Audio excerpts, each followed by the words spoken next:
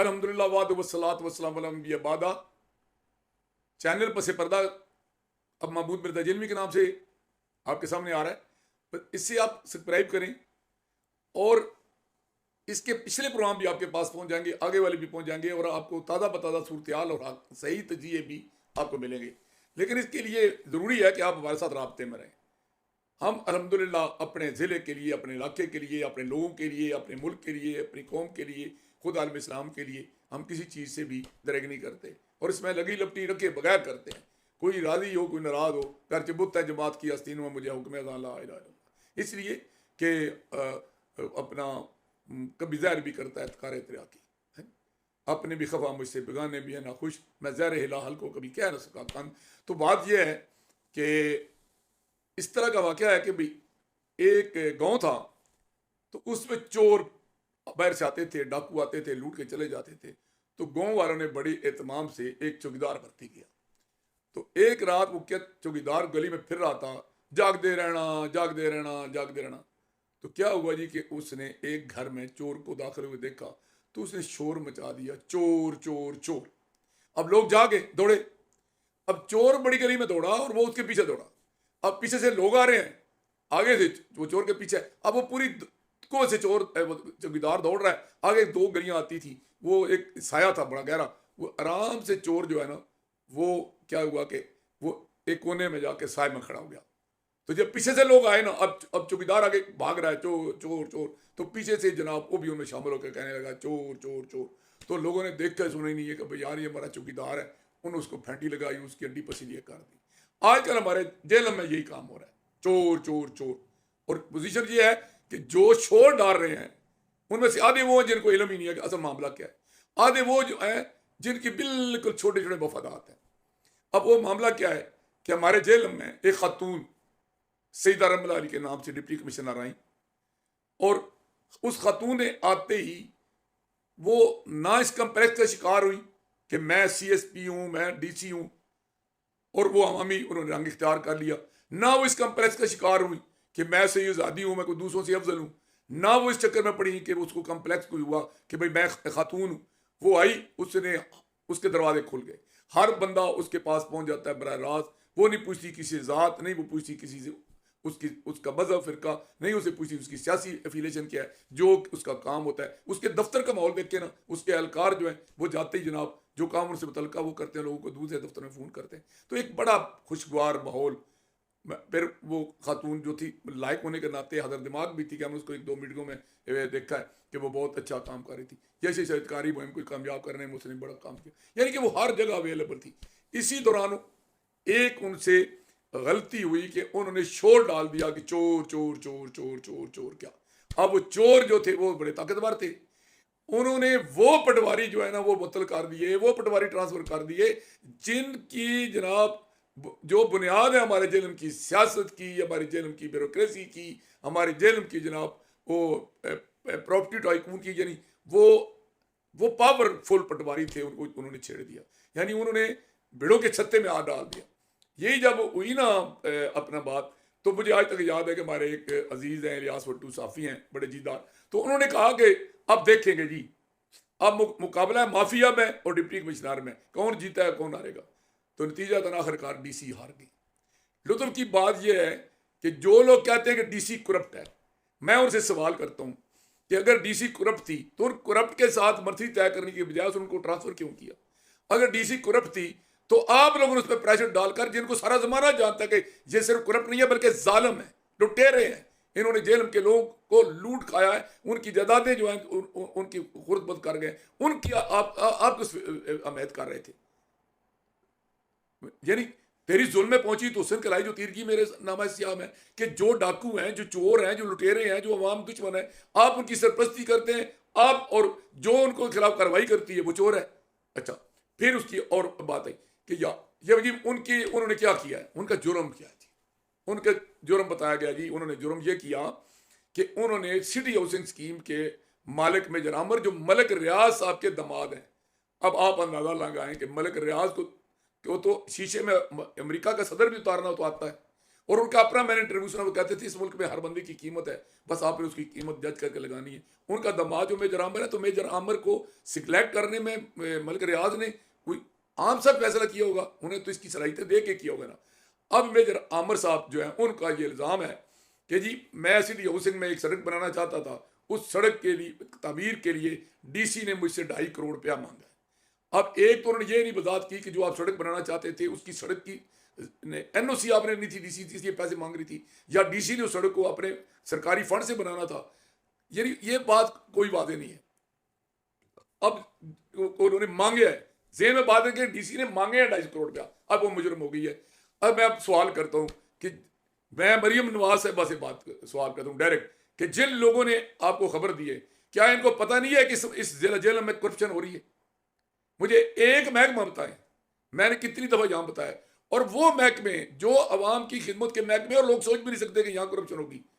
मसलन महकमा ज़राअत को ले लें, उसके सारे शुबों को ले लें, फूड को ले लें, वो कोई एक महकमा बता लें, गए गुजरे महकमे में, ये वाइल्ड लाइफ वाले देख लें, वो नहीं, वो जो ये जो अपना लाइफ स्टॉक वाले हैं उनको देख लें कि वो उन्होंने बच्चे कट्टे जो है जमींदारों को देने के बजाय वो आपस में बांट के खा जाते हैं। तो उनको जो सारा कुछ हो रहा है जेल में, अभी ये जो फंड के साथ जो फंड्स आए हैं नहर के नाम पर दादर खान में, उनके साथ जो कुछ हो रहा है कोई पूछने वाला नहीं। उधर कोई दिलचस्पी नहीं कि नहर वाले क्या जुल्म कर रहे हैं, बनाने वाले क्या कर रहे हैं, बनवाने वाले क्या कर रहे हैं, हमारे साथ ड्यूटकारी वे पर क्या हो रहा है, हमारे लोगों के लिए रोडें नहीं है, स्कूल नहीं है, अस्पताल नहीं है, सड़कें नहीं है, बिजली नहीं है, पानी नहीं है, जलील हो रहे। अस्पतालों में आपकी पसंद के डॉक्टर लगे हुए हैं, किसी को दवाई नहीं मिलती, किसी को जनाब जो है ना वो बेड नहीं मिलता। तो ये हालांकि एडवाइजर भी हमारे माशाल्लाह हमें खुशी है कि जनरल अजहर कियानी साहब जैसी शख्सियत हमारी एडवाइजर भी है, इतने पावरफुल हमारा होते हुए हमारा तकड़ा MNA फर्क लगता, हमारा लायक MNA जनाब बिलाल अजहर कियानी, तो हमारा जनाब बड़ा बेबाक बुलार ब्रिगेडियर मुश्ताक MPA, बड़े नौजवान एनर्जेटिक जनाब यासर कुरैशी और जैदी। तो इतनी ताकतवर क़यादत के बावजूद जेलों में मुझे बताएं किस थाने में इंसाफ मिल रहा है, किसी परिवार खाने में इंसाफ मिल रहा है, तहसील में इंसाफ मिल रहा है, वो किसी दफ्तर में इंसाफ मिल रहा है, वो किसी कलर को चपरासी के पास इंसाफ मिल रहा है। अगर ये नहीं है तो आप DC के पीछे पड़ गए। अब DC के पीछे क्यों पड़ गए?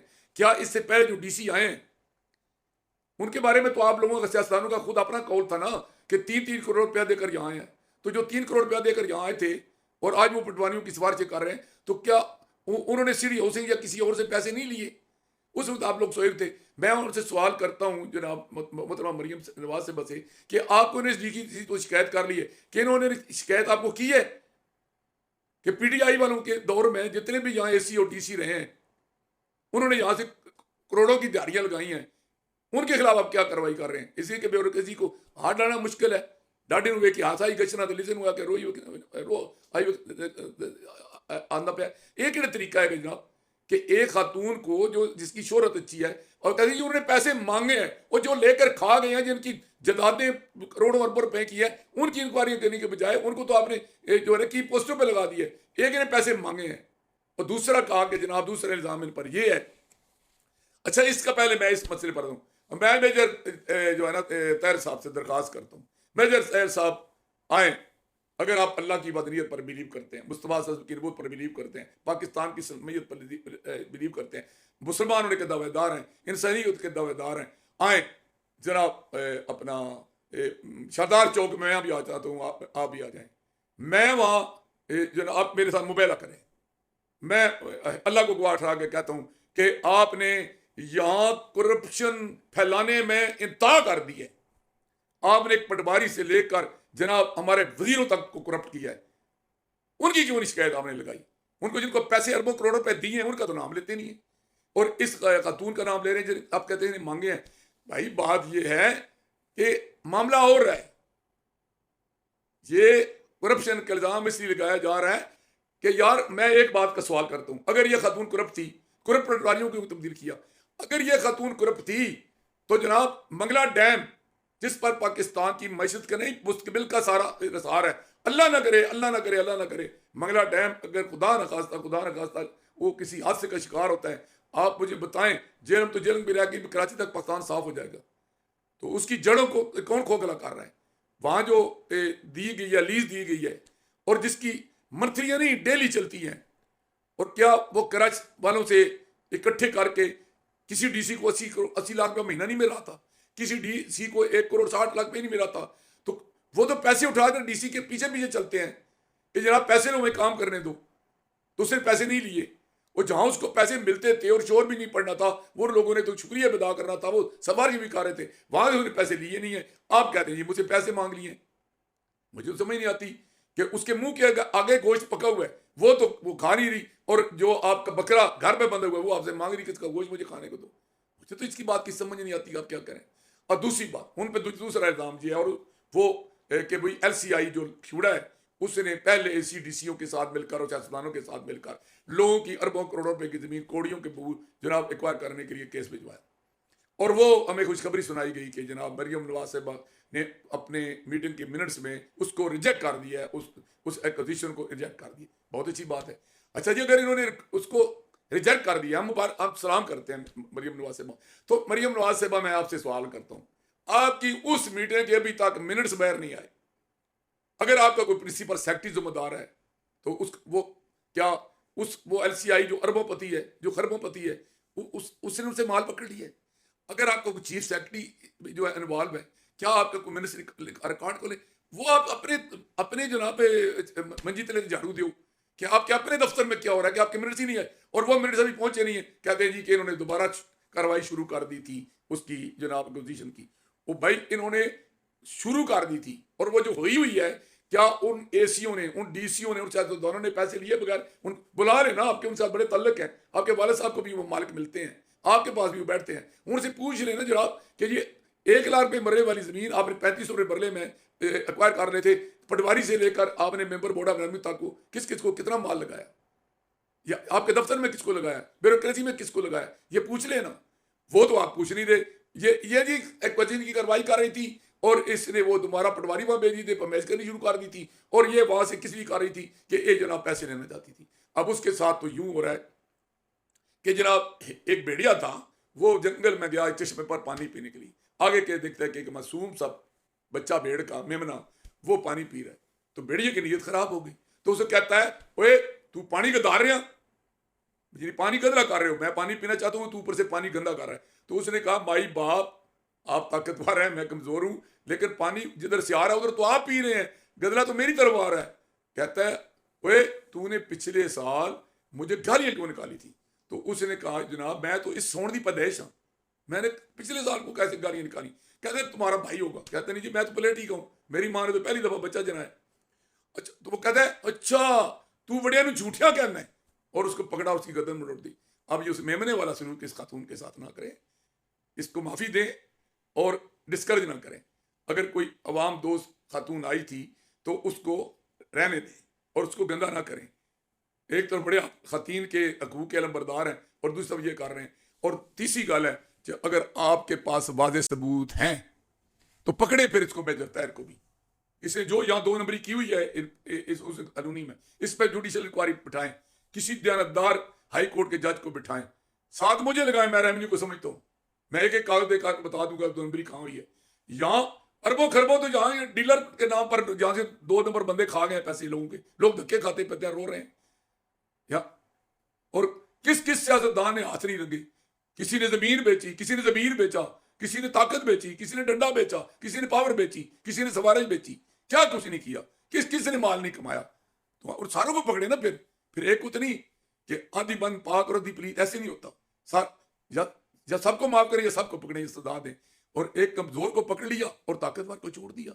ये तो कोई बात ना हुई ना, कि ये तो इंसाफ के तकाज़ों के खिलाफ है। मैं इस सिलसिले में मोहतरमा मरियम नवाज साहबा से कहूंगा कि जनाब इस सारे मामला की इंक्वायरी कराएं। जिसने भी जब से सिटी हाउसिंग बनी है, जिसने भी इसमें हाथ रंगे, पकड़े मेजर तैर को, उसका ये कलमा पढ़ के बताएं किस किस को कितना माल दिया है। और वो नून लीग का है, वो PTI का है, वो पीपल पार्टी का है, वो आवाम में से है, वो साफी है, वो सियासतदान है, वो जनाब ब्यूरोक्रेट है, वो जो भी है, जिस तरह का भी है, जो बड़े से बड़ा आदमी है, जरा उनको नंगा तो करें, ना कार्रवाई करें, सिर्फ ऐसा करें अवाम को मीडिया पर बता दें कि ये हैं जिन्होंने जेल में हाथ रंगे हैं, अवाम के साथ जुल्म हो रहा है, अवाम जो बर्बाद हो रही है, और ये लोग रातों रात अमीर हो रहे हैं, और जो इनके रास्ते में रुकावट डालता है उसको ये ताकतवर जो हैं उसको खिलाफ। अब आप अंदाजा तो लगाए ना, इस डीसी को जो आप करप्शन के नाम पर ट्रांसफर करेंगे तो आने वाले तो फिर इनके थले लग जाएंगे ना। जो मेजर अमर कहेगा वो होगा, जो हमारे सियासतदान कहेंगे वो होगा, जो हमारे पटवारी कहेंगे वो होगा, जो जहाँ से माफिया कहेगा वो होगा, जो प्रॉपर्टी डीलर कहेंगे वो होगा। अवाम को फिर आप उनके सामने ऐसे फेंक देंगे जैसे बकरा जो है वो भेड़िए के आगे फेंक दिया जाता है। खुदा के लिए मतलब सोचें, ये अल हदर के सख्त फितरत की ताजीरें। ऐसा ना हो ना कि इस इंसाफ पर अल्लाह के नबी हज़रत अली रज़ी ने फरमाया कि अल्लाह ताला जो है ना वो काफिरों की हुकूमत बर्दाश्त कर लेता है, जालिमों की नहीं बर्दाश्त कर लेता। ये जुल्म ऐसा ना हो खुदा ना खास्ता पूरी सुरचटी को ले बैठे। शुक्रिया।